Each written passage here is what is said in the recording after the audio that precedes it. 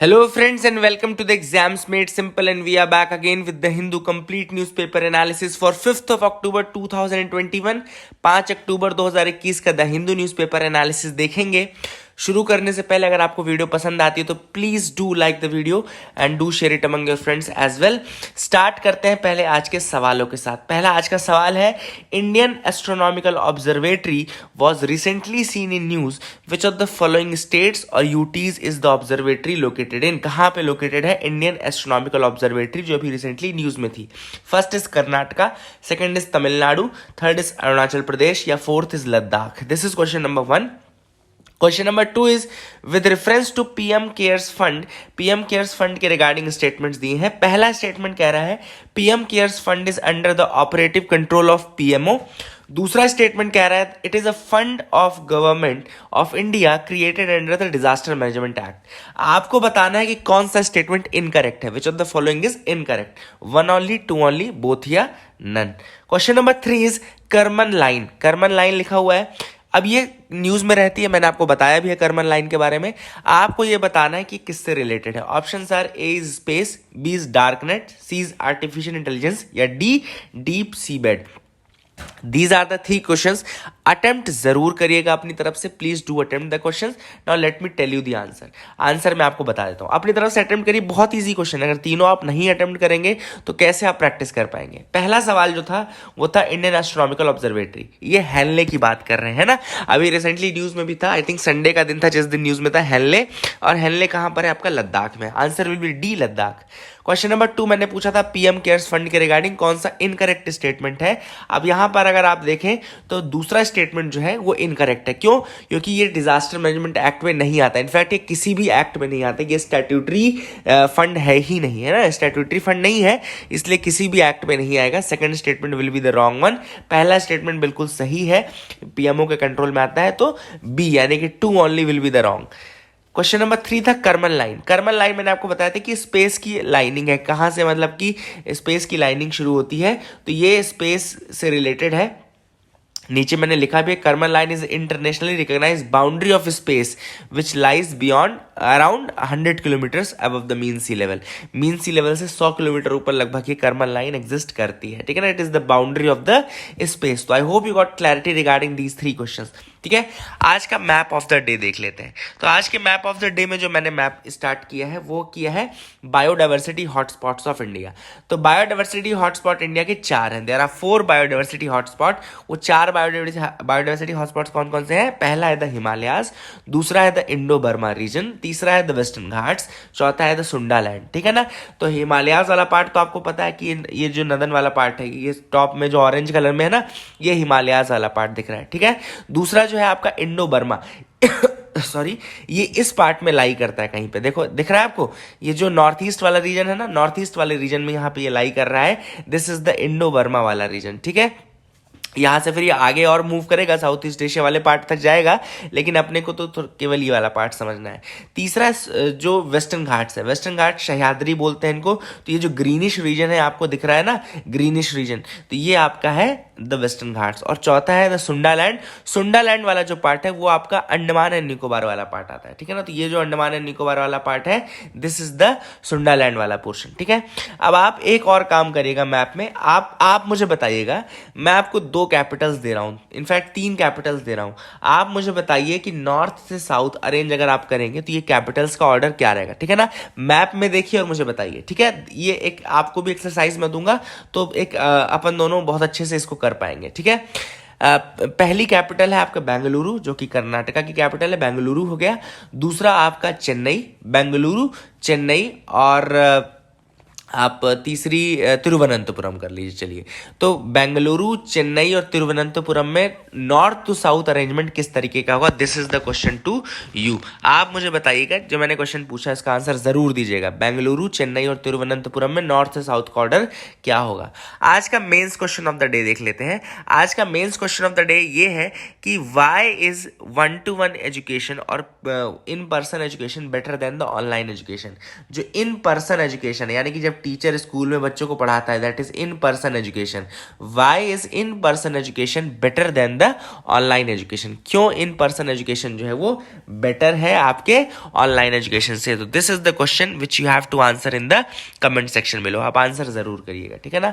Move करते हैं news analysis part में आते हैं। सबसे पहले आपको जो पहली न्यूज दिख रही होगी वह unlocking mysteries of the senses. अब ये है Nobel prize for the physiology and medicine, Nobel prize for the physiology and medicine. इसमें सबसे पहले आपको याद रखना है कि David Julius and Ardem Patapoutian, याद रखेगा David Julius and Ardem Patapoutian को नोबेल प्राइज दिया गया है for medicine and physiology field. क्यों दिया गया है? For their discoveries on receptors in the skin that respond to heat and pressure.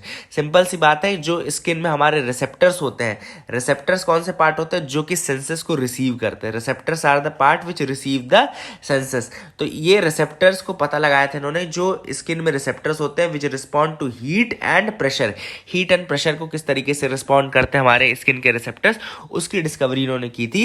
And for that reason David Julius and Ardem Patapoutian, इन दोनों को नोबेल प्राइज दिया गया है। This is the important thing which is important, आपको याद रखना है ना। यहाँ आपको देखिए यहाँ पे लिखा भी है, David Julius was recognised for his research using capsaicin. Capsaicin का यूज़ किया था इन्होंने, देखो यहाँ लिखा भी हुआ है, ये कैप्सेशन का यूज़ किया था। एंड ये जो कैप्सेशन है, it's the compound from chilli peppers that induces a burning sensation to identify.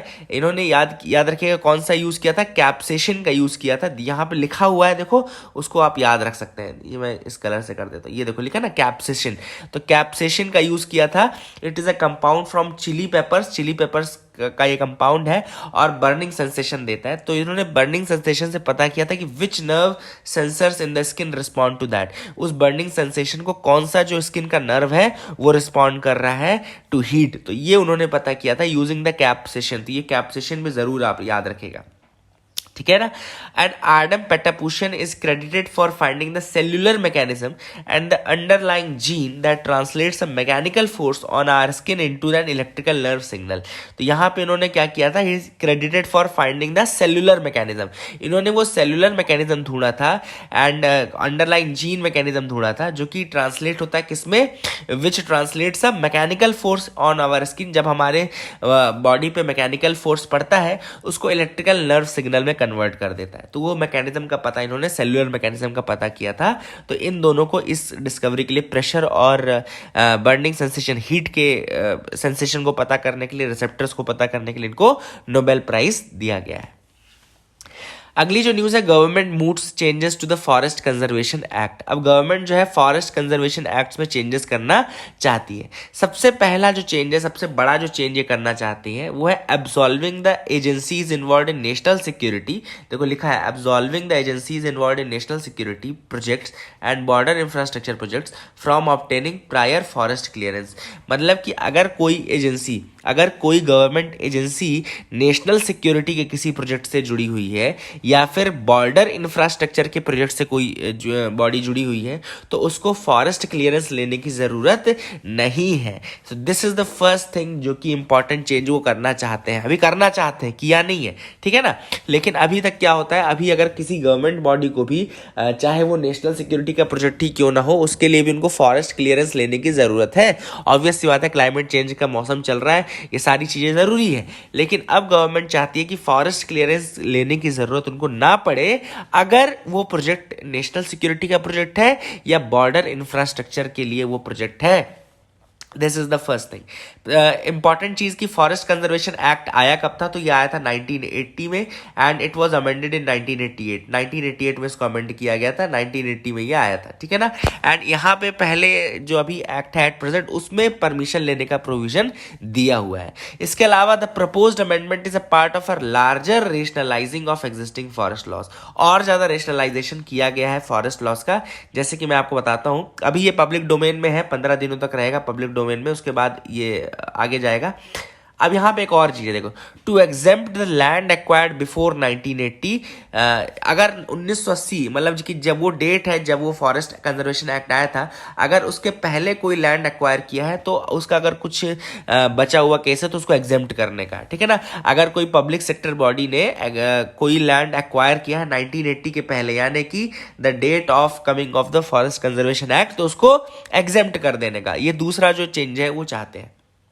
तीसरा, देखो, एज ऑफ टुडे अगर देखें तो एक लैंड होल्डिंग एजेंसी जैसे कि रेल हो गया, एनएचएआई हो गया, पीडब्ल्यूडी हो गया, ये सबको they are required to take approval under the act and pay stipulated compensatory levies such as the net present value and compensatory afforestation. देखो, अभी जो बॉडीज है, मैं दो चीजें आपको और अच्छी बताता हूँ यहाँ पे।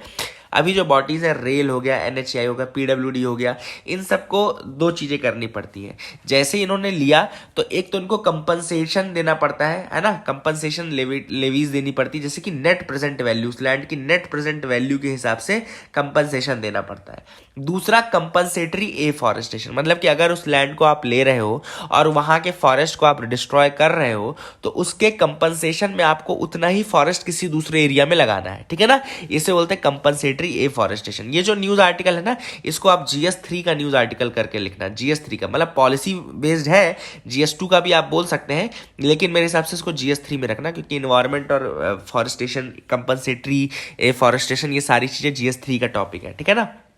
इसको आप GS3 में लिख लो, ठीक है। एनवायरमेंट मिनिस्ट्री ने एक और चीज प्रपोज की है, it proposes adding a clause to make offenses under the modified act punishable with simple imprisonment for a period which may extend up to 1 year and make it cognizable and non-bailable। तो अब एक चीज उन्होंने और की है rationalisation के अंदर ही, कि जो ऑफेंसेस है इस एक्ट के अंतर्गत उसको पनिशेबल बनाएंगे विद सिंपल इम्प्रिजनमेंट, जो कि 1 साल तक एक्सटेंड करेगा, एंड उसको कॉग्निजेबल और नॉन बेलेबल बनाएगा, कॉग्निजेबल एंड नॉन बेलेबल बनाया जाएगा, ठीक है ना। And they also propose provisions for penal compensation to make good for the damage already done. तो अगर कोई डैमेज ऑलरेडी डन है तो उसके लिए पीनल कंपनसेशन का प्रोविजन भी किया जाएगा इन द चेंजेस। तो these are the important changes which are being talked about, and government ने इन चेंजेस के बारे में बात की है, ठीक है। आगे मूव करते हैं। एडिटोरियल से पहले मैं पूरी न्यूज कंप्लीट कर देता हूँ, फिर लास्ट में अपन एडिटोरियल्स पे आ जाएंगे, ठीक है ना। ये अपन कर लेते हैं। Court extends NCB custody of Aryan and others till October 7। तो ये इंपॉर्टेंट न्यूज़ है, शाहरुख खान के बेटे हैं आर्यन, आप सबको पता होगा, एंड इसको अरेस्ट कर लिया गया है NCB द्वारा। NCB यानी नारकोटिक्स कंट्रोल ब्यूरो, है ना, in the drugs case and all. तो अब हम बात कर लेते हैं थोड़ा सा नारकोटिक्स कंट्रोल ब्यूरो की। ज़्यादा हमको इधर उधर आर्यन की ज़िंदगी में नहीं घुसने की ज़रूरत है, हमको नारकोटिक्स कंट्रोल ब्यूरो के बारे में जानना है। नारकोटिक्स कंट्रोल ब्यूरो की अगर हम बात करें तो it was constituted by the government of India 1986, 1986 में इसको बनाया गया था। अब 1986 में जब इसको बनाया गया था ना, तो एक एक्ट के थ्रू इसको बनाया गया था। तो वो एक्ट आया था 1985 में। उस एक्ट को हम बोलते हैं narcotic drugs and psychotropic substances act 1985। 1985 का एक्ट है narcotic drug and psychotropic substances act 1985, ठीक है। तो इस बॉडी के अंतर्गत ये 1986 में बॉडी बनी, 1986 में इसको कॉन्स्टिट्यूट किया गया। और ये कौन से एक्ट के अंदर आती है? Narcotic drug and psychotropic substances act के अंदर आती है। एपेक्स कोऑर्डिनेशन एजेंसी है under the ministry of home affairs. ये कौन सी मिनिस्ट्री के अंदर आती है? मिनिस्ट्री ऑफ होम अफेयर्स के अंदर आती है। And it is the apex coordinating agency regarding the narcotic substances, ठीक है ना। तो नारकोटिक सब्सटेंसेस के रिगार्डिंग ये एपेक्स बॉडी है, ठीक है। तो ये भी आप याद रख सकते हैं। Drug abuse is the responsibility of the central government. Drug abuse का जो केसेस है, ड्रग अब्यूज कंट्रोल जो है वो किसकी रिस्पॉन्सिबिलिटी है? वो सेंट्रल गवर्नमेंट की रिस्पॉन्सिबिलिटी। ये भी आप याद रख सकते हैं। ये जो एक्ट है 1985 का, narcotic drug and psychotropic substances act, ये प्रोवाइड करता है for the penalty of property derived from और used in illegal trafficking narcotic drugs. तो नारकोटिक ड्रग्स की अगर इलीगल ट्रैफिकिंग होती है ना, तो उसके रिगार्डिंग क्या पेनल्टी प्रोविजन है, क्या मतलब कि क्या सजा देनी है, ये सारी चीज़ें narcotic drug and psychotropic substances act 1985 के अंतर्गत आते हैं, ठीक है ना। That is the thing which is very very important. And ये एक्ट जो है पावर देता है सेंट्रल गवर्नमेंट को देता है, and central government he drug abuse control के बारे में जितनी भी स्टेप्स हैं वो उठाती है। तो I hope you got clarity regarding that as well. यहाँ पे देखो लिखा हुआ है Rajnath Singh releases 2 new DRDO policies. तो राजनाथ सिंह जी ने 2 नई डीआरडीओ की पॉलिसी रिलीज की है and he has released 2 new DRDO policies of the defence research and development organisation. पहला है देखो यहाँ पे directed research policy, directed research policy and records, directed research policy and records management policy 2021। दो चीजें हैं, directed research policy, directed research policy and दूसरा है रिकॉर्ड मैनेजमेंट पॉलिसी। ठीक है ना, directed research policy and record management policy. तो ये दोनों पॉलिसी जो है उन्होंने इंट्रोड्यूस की है एंड ये दोनों पॉलिसी किस चीज़ के काम आएंगी, ऑब्वियस सी बात है। एक तो है कि directed research in the field of defence and all, defence के फील्ड में रिसर्च करने के रिगार्डिंग है। दूसरी जो है आपकी रिकॉर्ड मैनेजमेंट पॉलिसी, वो डिफेंस के रिकॉर्ड्स और ये सारी चीज़ें उनको करने के काम आएंगे। ठीक है ना, तो that is the thing which is important, आप याद रख सकते हैं। अभी तो इसके बारे में पूरी डिटेल नहीं आई है ना, आई होती तो ये आपका हिंदू ही बता देता, लेकिन अभी ये पूरी डिटेल नहीं आई है, मैं आपको बता दूंगा। ठीक है, जब भी ये आएगी तो इसको याद रखिएगा। आगे मूव करते हैं, यहाँ पे देखते हैं और क्या इंपॉर्टेंट न्यूज आइटम्स है जिनके बारे में हमको डिस्कस करना है। First is drone based vaccine delivery model launched. तो अब drone based vaccine delivery model जो है उसको लॉन्च किया गया है एंड ये कहाँ पे लॉन्च किया है, हेल्थ मिनिस्टर ने इसको लॉन्च किया है। हेल्थ मिनिस्टर ने लॉन्च किया ICMR का drone response and outreach in the north east, I drone इसको बोलते हैं। ICMR का है drone response and outreach in the north east. इस प्रोजेक्ट का नाम याद रखेगा, इसको लिख लीजिए, है ना, ड्रोन बेस्ड, देखो ये लिखा है ICMR का drone response and outreach in the north east, इसको आई ड्रोन कहते हैं, आई ड्रोन। ठीक है ना, तो drone response and outreach in the north east इसको बोलते हैं। And the delivery model is aimed at ensuring that life saving vaccines reach everyone. तो इसका मेन एम क्या है कि लाइफ सेविंग जो वैक्सीन्स है वो सब तक पहुंच सके। तो ऐसे रीजन्स भी हैं कुछ इंडिया में, आप सबको पता होगा, जिसमें कि आपके जहाँ पे बहुत ज़्यादा रगड़ ट्रेन है और जहाँ पर लोग ऐसे पहुँच नहीं सकते हैं। ठीक है ना, तो ऐसी जगहों पे पहुँचने के लिए बेसिकली ये जो मैकेनिज़्म है उसको किया गया है ड्रोन की मदद से। अब ये क्या करेंगे, ड्रोन की मदद से वहाँ पे वैक्सीन्स पहुँचाया जाएगा। ठीक है ना, that is the thing which is important. ठीक है, इंपॉर्टेंट चीज़ आपको ये भी याद रखना है कि ये जो साउथ एशिया का पहला ऐसा इवेंट है जहाँ पे ड्रोन की मदद से इस तरह से वैक्सीन पहुँचाई जाएगी। साउथ एशिया में पहली बार ऐसा होगा and this is for the first time that a make in India drone has been used in South Asia to transport the COVID vaccine. तो पहली बार ऐसा हुआ कि मेक इन इंडिया ड्रोन का यूज़ किया गया है to transport the COVID vaccine in the South Asia. ठीक है ना, और ये जो इम्पॉर्टेंट है, ये लोकटक लेक करांग आइलैंड है। यहाँ पे Loktak lake hospital, district hospital to Loktak lake तक ये जाएगा and Karang island in Manipur for administration at the primary health centre. तो करांग आइलैंड मणिपुर याद रखिएगा, लोकेशन भी याद रखिएगा कहाँ पे जा रहा है, Karang island Manipur, Karang island is in Manipur. तो इसको आप याद रख सकते हैं कि करांग आइलैंड कहाँ पर है, मणिपुर में है। रीज़न क्या है, रीज़न मैंने आपको बता दिया कि टफ टेरेन होता है जहाँ पर कि इस तरीके से इजीली एक्सेसिबिलिटी नहीं रहती है। तो पहले ICMR ने कुछ स्टडीज़ कोलैबोरेट की IIT कानपुर के साथ कि भैया ड्रोन चला जाएगा, ड्रोन डिलीवर कर देगा और आ जाएगा कि नहीं आ जाएगा। ये पूरी स्टडी IIT कानपुर ने की, उसके बाद फिर ये रिलीज़ किया गया। अगली है navy to host its largest exercise in February. Navy जो है अपनी लार्जेस्ट एक्सरसाइज फरवरी में होल्ड करने वाला है and it is set to host the largest naval exercise early next year for which 46 countries have been invited. 46 countries को invite किया गया है। एक्सरसाइज का नाम है एक्सरसाइज मिलन। ऑब्वियस सी बात है, नेवी की एक्सरसाइज मिलन सबसे बड़ी एक्सरसाइज है, एक्सरसाइज मिलन याद रखेगा, MILAN Milan. And 46 countries have been invited for this and ये सबसे बड़ी एक्सरसाइज के रूप में ये सेलिब्रेट की जाएगी।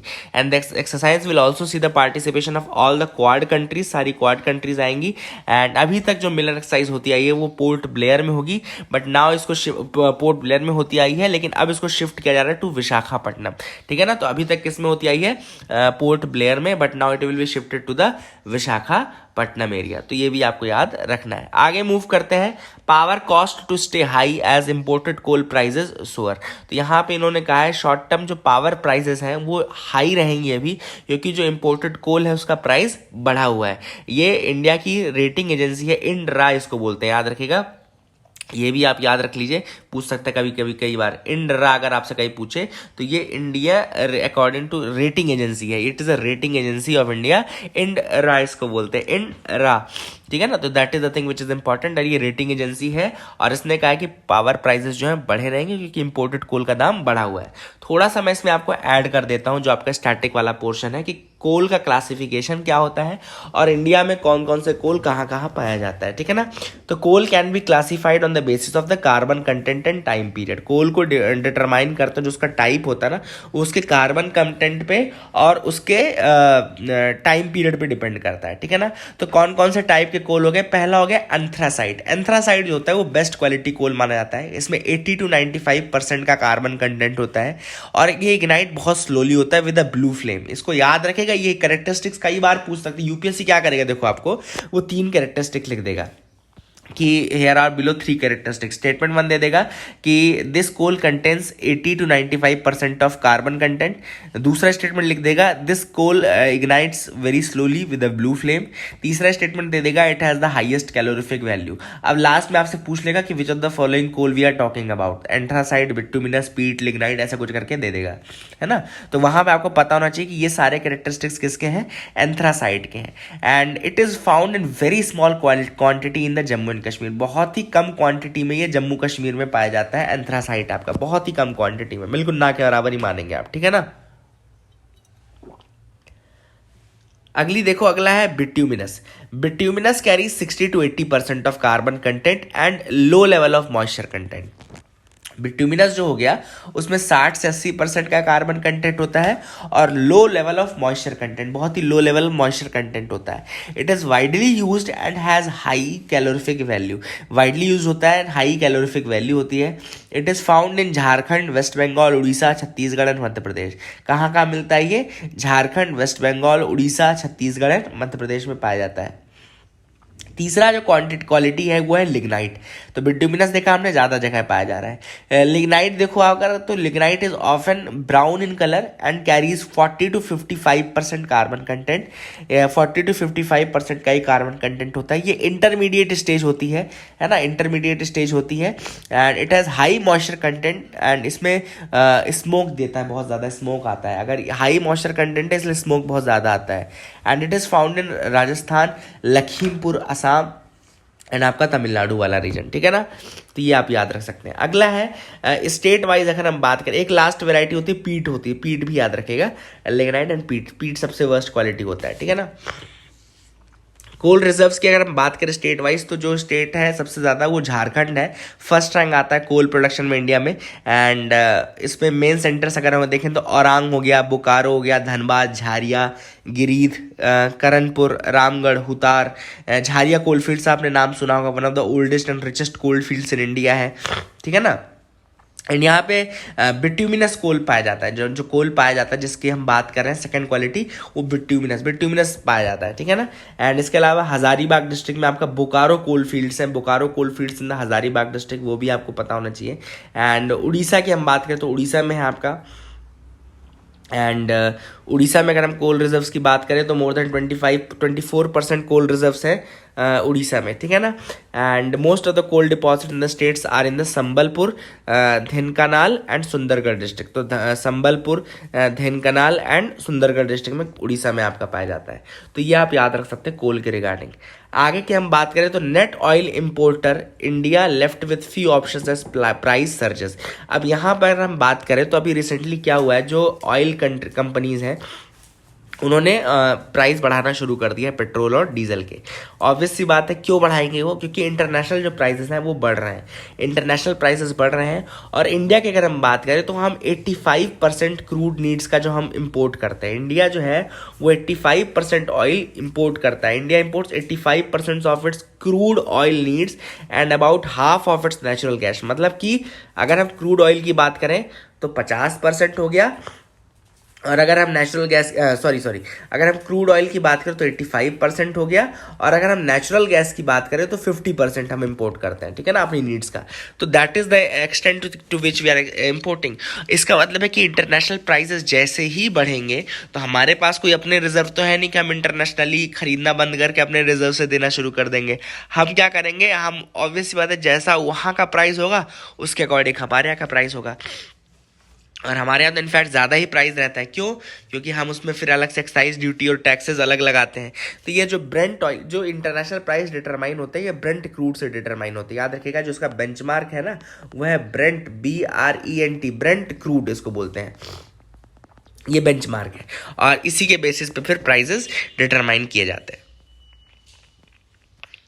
आगे मूव करते हैं।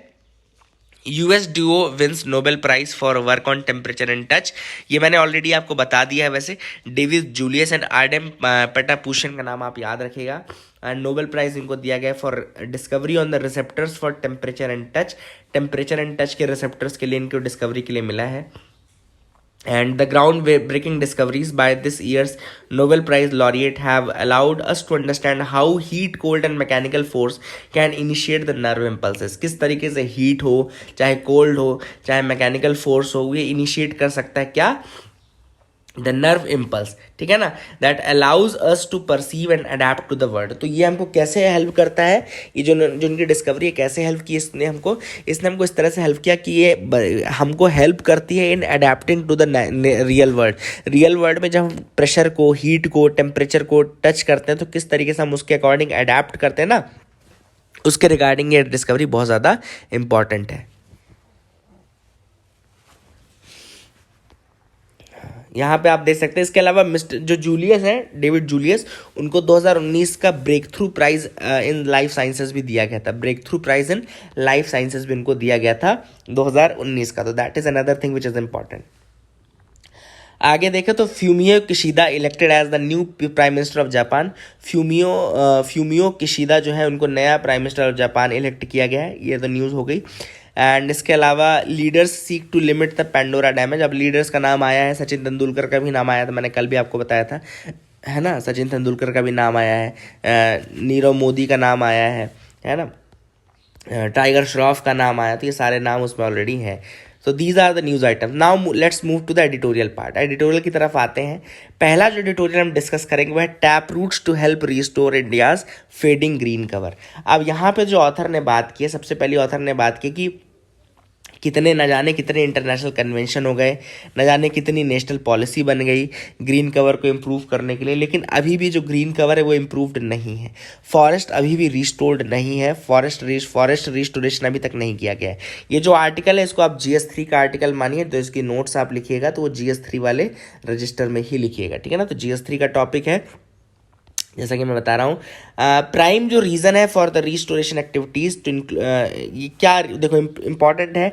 ट्री का रिस्टोरेशन सबसे अच्छा मेथड है for preventing the climate change. Trees का रिस्टोरेशन, फॉरेस्ट का रिस्टोरेशन सबसे अच्छा मेथड है, सबसे श्योर शॉर्ट मेथड है। आपको पता है कि वो काम करेगा ही करेगा, ठीक है ना।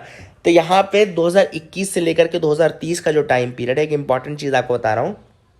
2021 से 2030 का टाइम पीरियड है, उसको UN decade on ecosystem restoration for improving the environmental conditions, ये रखा गया है। 2021 से 2030 का जो टाइम पीरियड है उसको United Nations decade on ecosystem restoration for improving the environmental condition and enhancing the human communities, ये नाम रखा गया है, ठीक है ना।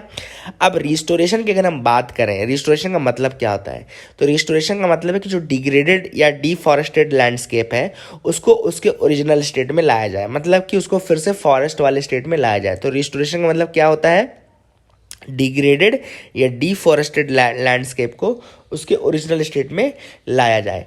मतलब कि इसमें प्लांटेशन होगा। मैं आगे आपको बताऊंगा कि दो तरीके से होता है, एक्चुअली दो तरीके से होता है ना। और इसकी किस तरह से हेल्प करेगा, ऑब्वियस सी बात है, जब ट्री कवर बढ़ेगा तो इकोलॉजिकल कंडीशंस इंप्रूव होंगी, सारी चीज़ें हमको पता है। अब ऑथर ने यहाँ पे बात की है, पहले तो बॉन्ड चैलेंज की।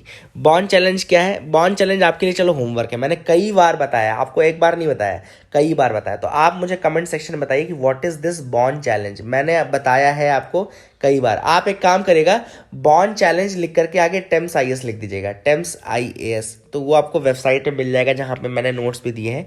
बॉन्ड चैलेंज आगे टेम्स IAS लिख दीजिएगा, ठीक है ना। और अगर आपको पता है तो आप मुझे ऐसे ही बता दीजिए, that is the very good thing. की चैलेंजेस क्या क्या है? सबसे पहला चैलेंज जो ऑथर ने कहा है वो ये है कि हमको, ठीक है, हमको पता है प्लांटेशन करना है, क्योंकि फॉरेस्ट कार्बन सिक्वेस्ट्रेशन में मदद करती है, यानी कि कार्बन को ख़त्म करने में, एक्सेस जो कार्बन है उसको ख़त्म करने में मदद करती है, सारी चीज़ हमको पता है। लेकिन क्या ट्री प्लांटेशन बिना किसी रिसर्च के हो सकता है?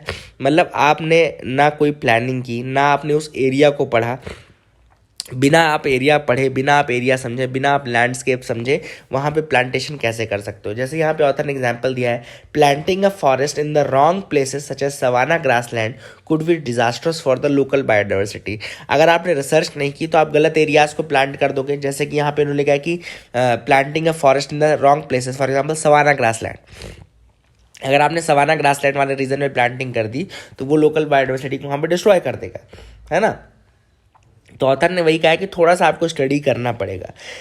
Being less tech sensitive, cost effective and conserving more biodiversity, natural forest restoration is becoming more widely accepted. तो ऑब्वियस सी बात है, कंजर्वेशन का बहुत अच्छा मेथड है, नेचुरल बायो फॉरेस्ट रिस्टोरेशन जो है काफ़ी ज़्यादा वाइडली एक्सेप्टेड मीन हो चुका है।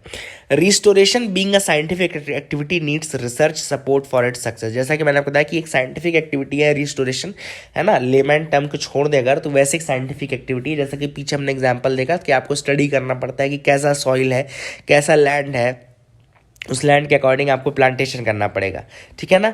फिर यहाँ पे उन्होंने कहा है कि दो तरीके का रिस्टोरेशन होता है। एक होता है एक्टिव रिस्टोरेशन। एक्टिव रिस्टोरेशन का मतलब है इट इंक्लूड्स प्लांटिंग और खुद से प्लांटिंग करना। जब आप खुद प्लांट करना शुरू कर देते हो उसको बोलते हैं एक्टिव रिस्टोरेशन। दूसरा जो है वो है पैसिव रिस्टोरेशन। पैसिव रिस्टोरेशन का मतलब क्या है? Focus on halting environmental stressors. यहाँ पे आप इन्वायरमेंट के जो स्ट्रेसर्स हैं, यानी कि जो स्ट्रेस क्रिएट हो रहा है इन्वायरमेंट पे, उसको आप रोकते हैं। मतलब आप प्लांट नहीं करते हो, आप इन्वायरमेंट के स्ट्रेस को रोकते हो। और जब आप इन्वायरमेंट के स्ट्रेस को रोकते हो तो इनडायरेक्टली जो है वो प्लांटेशन कवर अपने आप बढ़ता रहता है, ठीक है।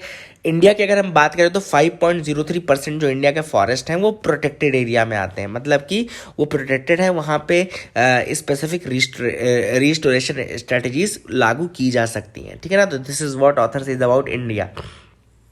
लेकिन रिस्टोरेशन के पहले हमको जरूरी क्या है? अपन उस लैंड को स्टडी करें, फॉरेस्ट टाइप को स्टडी करें। इसके अलावा लोकल कम्युनिटीज़ का पार्टिसिपेशन बहुत ज़्यादा इंपॉर्टेंट है। लोकल कम्युनिटीज़ को इन्वॉल्व करें उन सब चीज़ों में, और क्योंकि ऑब्वियसली बात है लोकल कम्युनिटीज़ ही हैं मेन जो डिस्टर्ब रहती हैं because of these things, and ऐसे में लोकल कम्युनिटीज़ को इन्वॉल्व करना बहुत ज़्यादा ज़रूरी होता है। तो ऑथर ने यहाँ पे लोकल कम्युनिटीज़ को इन्वॉल्व करने की बात की है।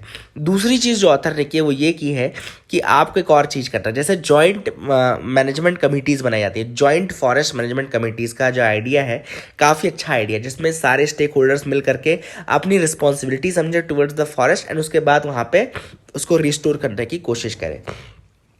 इसके अलावा जो ऑथर ने सोल्यूशन बताया है वो है कि आप इसका परफॉर्मेंस रिव्यू भी करें कि किस तरीके से ये जॉइंट फॉरेस्ट मैनेजमेंट कमिटीज़ काम कर रही हैं, ये सारी चीज़ें। इसके अलावा नॉन गवर्नमेंट एनजीओ, जो एनजीओज रहते हैं उनको भी इन्वॉल्व होने की ज़रूरत है, सिविल सोसाइटीज़ को इन्वॉल्व होने की ज़रूरत है, प्लस फाइनेंस। लास्ट में फाइनेंस बहुत ज़्यादा इंपॉर्टेंट है। Adequate financing is the need of the hour, वो करना ही पड़ेगा आपको, ठीक है ना। यहाँ पे कुछ चीज़ें मैंने लिखी हैं। इन्होंने ऑथर ने बताया कि इंडिया एक मेगा बायोडाइवर्स कंट्री है, यानी कि उसमें 2.4% ऑफ टोटल एरिया जो है वर्ल्ड का है। और बायोलॉजिकल डाइवर्सिटी अगर हम देखें तो हम लगभग 8% वर्ल्ड की बायोलॉजिकल डाइवर्सिटी कंट्रीब्यूट करते हैं, ठीक है ना। इंडिया में 10 बायो जियोग्राफिक जोन्स है। इंडिया में कितनी बायो जियोग्राफिक जोन्स है? 10 बायो जियोग्राफिक जोन्स है। पहली है ट्रांस हिमालयन, याद रखिए, इसको लिख लीजिए, है ना। ये ऑथर ने लिखा हुआ है, नाम नहीं लिखे उन्होंने, केवल इतना लिख के छोड़ दिया कि 10 बायो जियोग्राफिक जोन्स हैं। तो 10 बायो जियोग्राफिक जोन्स कौन कौन सी हैं? पहली है ट्रांस हिमालयन, दूसरी है हिमालयन जोन, तीसरी है इंडियन डेजर्ट जोन, चौथी है सेमी एरिड रीजन, पांचवी है वेस्टर्न घाट्स, छठवीं है डेक्कन प्लेट्यू, सातवीं है गैंगेटिक प्लेन, आठवीं है नॉर्थ ईस्ट रीजन, 9वीं है कोस्टल रीजन एंड 10वीं है अंडमान एंड निकोबार। फिर से रिपीट करता हूँ, trans Himalayan region, Himalayan zone, then आपका Indian desert zone, semi arid region, Western Ghats, Deccan plateau, Gangetic plains, north east region, coastal region, Andaman and Nicobar island. ठीक है ना। इसके अलावा 4 बायोडाइवर्सिटी हॉटस्पॉट्स भी हैं, western Ghats, Indo Burma, Himalayas and Sundaland, जो कि अंडमान एंड निकोबार आइलैंड है। ठीक है ना। एक और इम्पॉर्टेंट चीज़ आपको बता दूं कि एक कुछ क्राइटेरिया है to qualify for the biodiversity hotspot. वो क्या क्या क्राइटेरिया है? पहला है, it must have at least 1500 vascular plants as endemic. याद रखिएगा, 1500 वेस्कुलर प्लांट होने चाहिए एंडेमिक वेराइटी के। It must have a high percentage of plant life around nowhere else in the planet. A hotspot is irreplaceable. Hotspot जो होता है वो irreplaceable होता है। अगला, it must have 30% or less of its original natural vegetation। मतलब कि 70% तक इसका जो ओरिजिनल हैबिटेट है वो लॉस्ट हो चुका होना चाहिए, तभी आप बायोडाइवर्सिटी हॉटस्पॉट में आओगे। जब आपका 70% ओरिजिनल हैबिटेट जो है वो लॉस्ट हो चुका होगा, मतलब कि आप थ्रेटेंड कैटेगरी में हो। अगला जो आर्टिकल है वो है cities are taking climate action. अब यहाँ पे ऑथर ने कहा है कि क्या सिटीज़ क्लाइमेट एक्शन प्लान या क्लाइमेट रिजिलियंस, मतलब कि आपके यहाँ क्लाइमेट का इम्पैक्ट ना पड़े, ड्रॉट का इम्पैक्ट, फ्लड का इम्पैक्ट ना पड़े, क्या इसके लिए प्रॉपर स्टेप्स उठाए जा रहे हैं, नहीं उठाए जा रहे हैं? तो यहाँ पे ऑथर ने जो बात किया, ऑथर ने कहा है उठा तो रहे हैं लेकिन उसमें एक प्रॉब्लम है। अब ये प्रॉब्लम क्या है? अभी रिसेंटली महाराष्ट्र ने अनाउंस किया race to zero, United Nation का एक प्रोग्राम है race to zero global campaign, जिसका एम है कि जॉब्स क्रिएट करें लेकिन क्लाइमेट चेंज और सस्टेनेबल डेवलपमेंट के अंतर्गत। ठीक है ना। जॉब्स क्रिएट करना है लेकिन सस्टेनेबल डेवलपमेंट का फॉलो करना है और क्लाइमेट चेंज बिल्कुल रोकना है। आपको ज़ीरो एमिशन के साथ जॉब्स क्रिएट करना है, रेस टू ज़ीरो। तो ऑथर ने कहा कि अच्छी चीज़ है, ये अच्छी चीज़, ऐसी चीज़ें करनी चाहिए, लेकिन 2 प्रॉब्लम्स हैं, मेजर 2 प्रॉब्लम ऑथर ने बताई है। पहली जो प्रॉब्लम ऑथर ने बताई है कि आपने जितने भी प्लान बनाए हैं वो आइसोलेटेड इवेंट्स के लिए बनाए हैं। हर जो सिटी है, हर जो कंट्री है, हर जो सिटी है वो अपने अपने आइसोलेटेड इवेंट्स के लिए बना रही है। जैसे कोई सिटी है तो केवल फ्लड आ रहा है तो फ्लड का बना रही है, लेकिन वो अब वो उस मिक्स को नहीं समझ रहे हैं कि एक जो एडवर्सिटीज़ है, जो क्लाइमेट चेंज का इम्पैक्ट होगा, वो अब प्लेथोरा ऑफ चेंजेस आएंगे, अब मिक्स ऑफ चेंजेस आएंगे। आपको तैयार होना है मिक्सचर ऑफ चेंजेस के लिए। आपको केवल और केवल इसके लिए नहीं तैयार रहना है कि कोई एक इवेंट आएगा इस तरीके का, कोई मोनोलिथ में काम नहीं करना है, आपको मिक्स ऑफ इवेंट्स के लिए काम करना है। दूसरा जो ऑथर ने यहाँ पे पॉइंट बताया है वो एस्पेक्ट है यहाँ पे कुछ बॉटलनेक्स बताएं। जैसे ऑथर ने यहाँ पे बताया कि यहाँ पे सबसे कम जो डिस्कस किया जाता है वो ये है कि आइसोलेटेड प्लानिंग काम नहीं करेगी, इंटरसेक्टिंग रिस्क्स हैं आज की दुनिया में। इंटरसेक्टिंग रिस्क के लिए आपको एक कोलैबोरेटेड अप्रोच बनानी पड़ेगी। ठीक है ना। एंड आपको सबके, मतलब जितने भी स्टेक होल्डर्स हैं, जितने भी अलग अलग बॉडीज़ हैं, उनके साथ प्रॉपर कम्युनिकेशन चैनल बनाना पड़ेगा। सारे जो डिपार्टमेंट हैं उनके अंतर्गत इंटरनल आपको लिंकेज बनानी पड़ेगी, है ना। एंड ये सारी चीज़ ऑथर ने यहाँ पे बताई है। इसके अलावा ऑथर ने बताई कि आपको बॉटम अप सस्टेनेबल प्रैक्टिसेस अपनानी पड़ेंगी। बॉटम अप सस्टेनेबल प्रैक्टिसेस अपनानी पड़ेंगी। टॉप डाउन वाला अप्रोच अब काम नहीं करेगा, बॉटम अप आपको टेक्नोलॉजी के, मतलब बॉटम अप अप्रोच आपको अपनानी पड़ेगी। इसके अलावा आपको लोकल बायोडाइवर्सिटी के साथ मिलना पड़ेगा, जो पहले के मीन्स थे उनको अडॉप्ट करना पड़ेगा। जैसे कंपोस्टिंग की जाती थी, उन सबको प्रमोट करो, है ना। अर्बन फॉरेस्ट्री के कंसेप्ट को आगे बढ़ाओ एंड कम्युनिटीज़ को और क्लोज लाओ, नेबरहुड वॉच अप्रोच रखो, अवेयरनेस बढ़ाओ, फूड को किस तरीके से प्रिजर्व करना है, सस्टेनेबल डेवलपमेंट के बारे में लोगों को बताओ। ठीक है ना। That is the thing which is important. Science over smoke towers. अब यहाँ पे ऑथर ने बात की है कि अभी रिसेंटली दिल्ली में, फिर बेंगलुरु में स्मोक टावर्स लगाए गए। ऑथर ने कहा है कि स्मोक टावर्स आप लगा तो रहे हैं, लेकिन क्या साइंटिफिकली ये प्रूवन है कि स्मोक टावर लगाने से आपकी एयर क्वालिटी इंप्रूव होगी?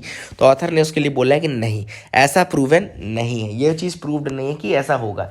चाइना ने एग्जाम्पल ऑथर ने चाइना का दिया कि चाइना ने अपनी सिटी, जो जियान सिटी है चाइना का, जियान प्रोविंस है, वहाँ पर लगाया था, लेकिन उनको फिर बाद में उन्होंने स्केल अप नहीं किया क्योंकि वो बहुत ज़्यादा काम नहीं कर रहे थे। तो ऑथर ने वही कहा है कि स्मोक टावर जो है वो एक तरीके का इल्यूजन क्रिएट करते हैं कि हाँ काम कर रहे हैं, लेकिन एक्चुअली में वो काम कर नहीं रहे होते हैं। तो ऐसे में आपको क्या करना है, आपको इतना करोड़ों रुपए खर्च नहीं करना है।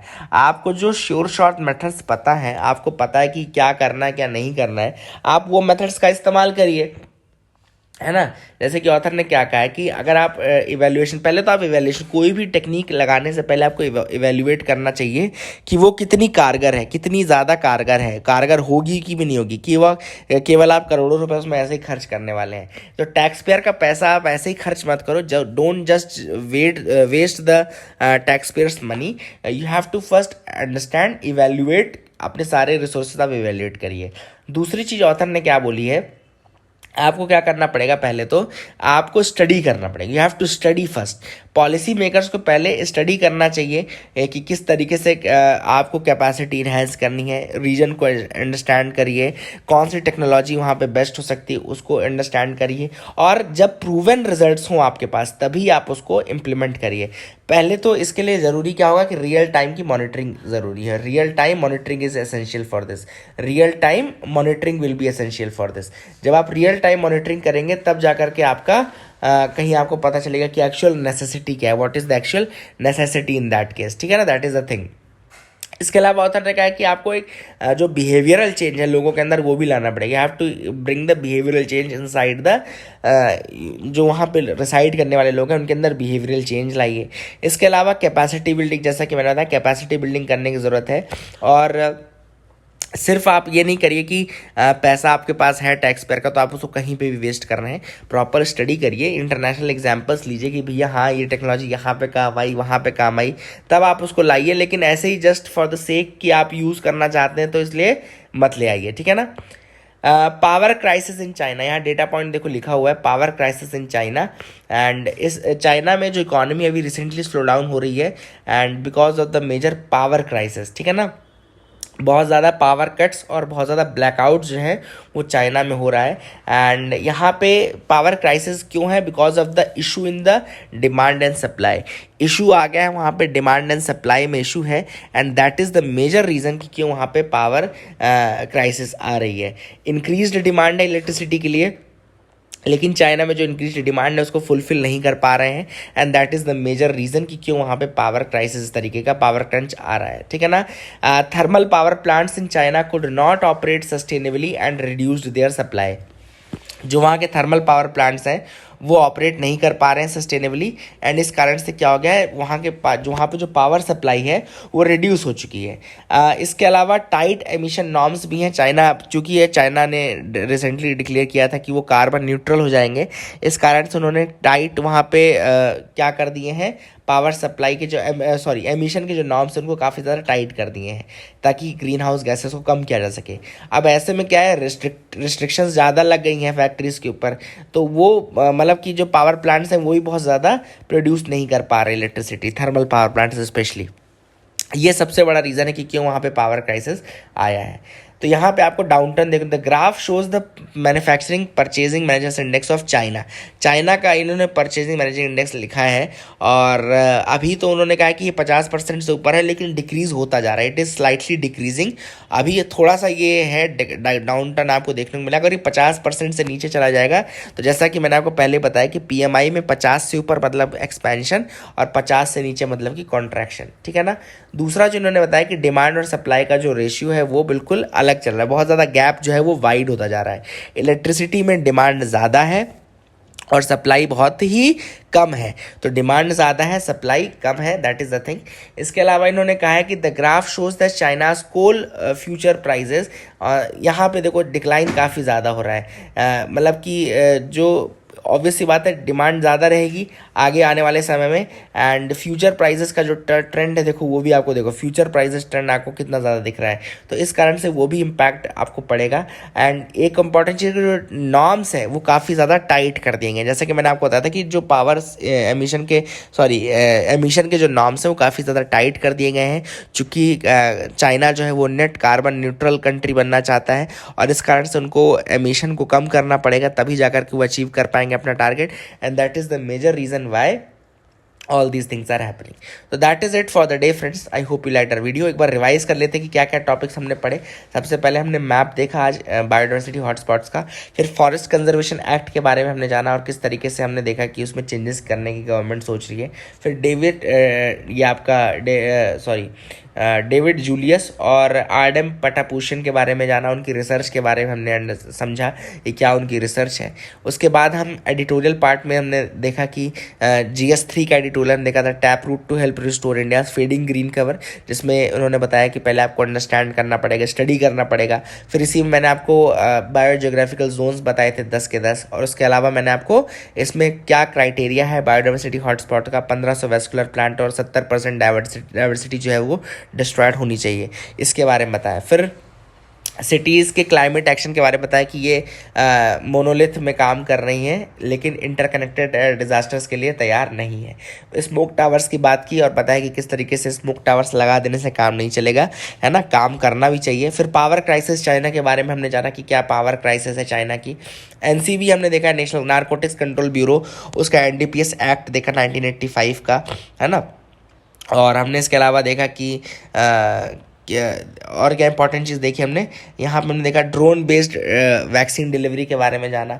मिलन एक्सरसाइज 2022 में होगी, सबसे बड़ी एक्सरसाइज, 46 कंट्रीज इन्वाइटेड है, उसके बारे में जाना। फिर हमने नेट ऑयल इंपोर्टर इंडिया के बारे में जाना कि 85% क्रूड ऑयल की डिमांड हम इम्पोर्ट करते हैं एंड 50% नेचुरल गैस इम्पोर्ट करते हैं। इसके अलावा पावर कॉस्ट के बारे में हमने जाना कि कोल और उसकी पावर कैसे बढ़ रही है, कॉस्ट बढ़ रही है। एंड इसके अलावा कोल का क्लासिफिकेशन देखा, इंडिया में कौन सा कोल पाया जाता है। झारखंड में हमने देखा सबसे ज़्यादा कोल है इंडिया का, ब्यूटिमिनस वैरायटी का, ठीक है ना। एंथ्रासाइट केवल जम्मू कश्मीर में बहुत छोटी मात्रा में है। और नोबेल प्राइज़ और उसके वर्क के बारे में फिर से हमने पढ़ा। एंड फ्यूमियो किशिदा के बारे में जाना, जो कि नए प्राइम मिनिस्टर बने जापान के। So these are the things which we understood. That is it for the day. Please keep loving us, please keep sharing us. That is it. Thank you and have a nice day.